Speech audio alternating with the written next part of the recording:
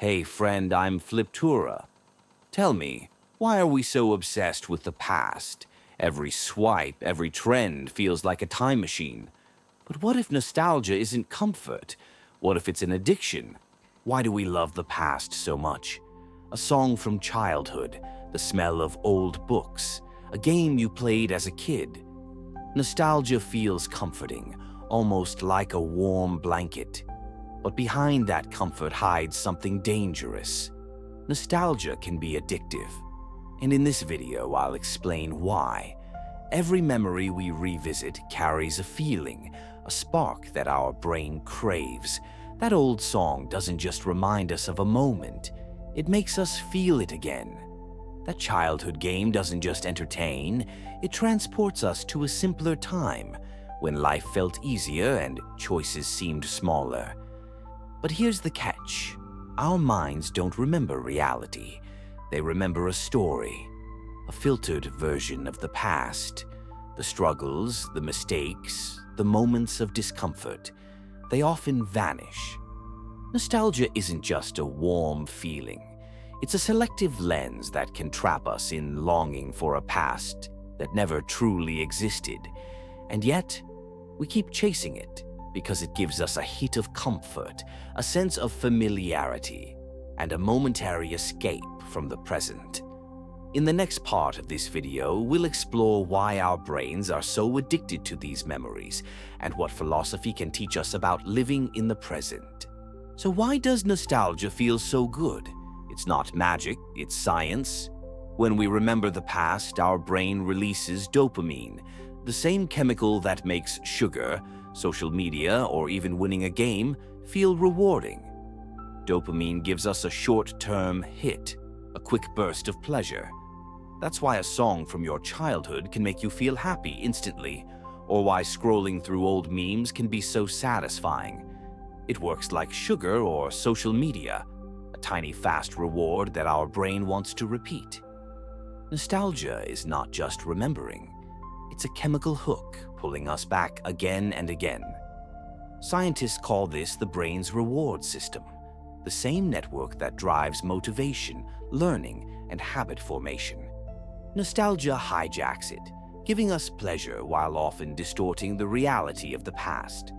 So every time we revisit the past, our brain is being rewarded. And that's why nostalgia feels so addictive, because it's literally hardwired to make us feel good. While nostalgia feels good, it doesn't show the full picture. Our brains filter memories, letting pain, boredom, and sadness fade, and keeping only the highlights. Think about school.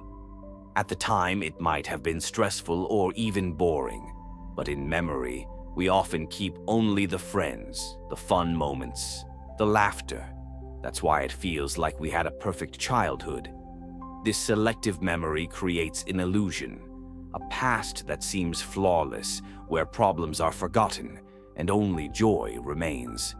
But the truth is, life was never that perfect. Nostalgia doesn't lie, but it doesn't tell the whole truth either. It's a story our mind wants us to believe, one that can keep us longing for something that never truly existed. So far, we've seen how nostalgia tricks our brain. But what do philosophers say about it? Kierkegaard called nostalgia the despair of refusing the present. When we cling to the past, we avoid living now. Nietzsche warned that living in the past prevents us from becoming who we are. When we idolize memory, we freeze our potential, letting life pass by without truly shaping ourselves. Stoics remind us the past is out of our control. The only thing we can act upon is the present. Nostalgia becomes a way to escape responsibility for the here and now. In other words, nostalgia isn't just harmless daydreaming. It can be a subtle escape from responsibility, a way to live in memories while ignoring the present. Philosophy challenges us to confront reality, to act, create, and truly live now. Nostalgia can be harmless in small doses. A song, a photo, or a memory can lift our mood. But the problem begins when it becomes an addiction. When nostalgia becomes an addiction, people stop living in the present. They chase an idealized memory, constantly comparing reality to a version of the past that never truly existed.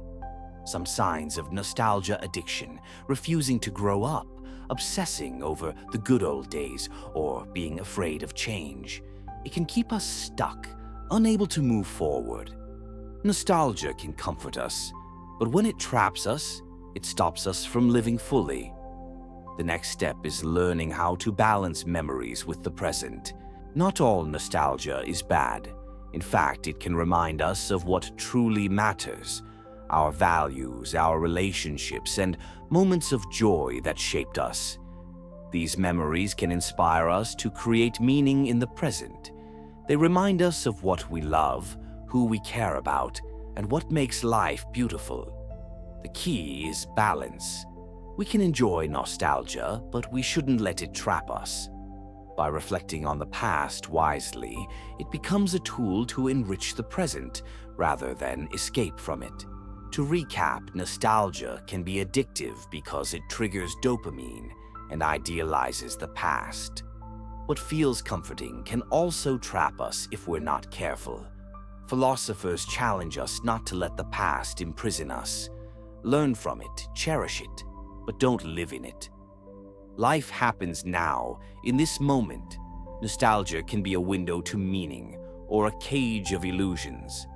The choice is yours. Thanks for watching. If you enjoyed this video, don't forget to subscribe and hit the bell so you won't miss future content. I'd love to hear your thoughts in the comments too.